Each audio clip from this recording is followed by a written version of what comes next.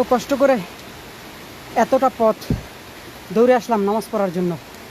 আপনারা দেখেন বৃষ্টি পড়তেছে, বৃষ্টিতে পুরো আমি সব কিছু ভিজে গেছি, তারপর দৌড়ে আসলাম। এখনও অনেকখানি পথ বাকি, এখনও এখানে এত বৃষ্টি পড়তেছে। আজকে ছাতা আনতে মনে ছিল না, দেখেন আপনারা প্রচুর বৃষ্টি পড়তেছে। জানি না যেতে পারবো কি না, যদি না যেতে পারি আল্লাহ তাআলা যেন মাফ করে দেয়, কারণ অলরেডি ভিজে গেছি, পুরোপুরি ভিজে গেছি। এরপর এখান থেকে গিয়ে আবার দোকানে কাজ করতে হবে। লাঞ্চ টাইমে আসলাম নামাজ পড়ার জন্য।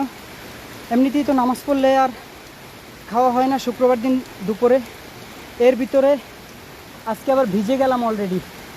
মনে হয় না নামাজটা পাবো, আর হয়তো বা 10 থেকে 15 মিনিট বাকি আছে নামাজের, পাবো কি না জানি না, তবে চেষ্টা করব। যেই পরিমাণে বৃষ্টি পড়তেছে আমার মনে হয় না যেতে পারবো।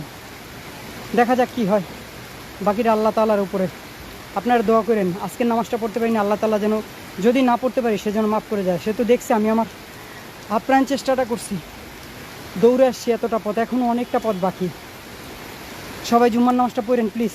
এত কষ্ট করার পরে যখন নামাজটা না পড়তে পারি তখন খুব খারাপ লাগে। উফ।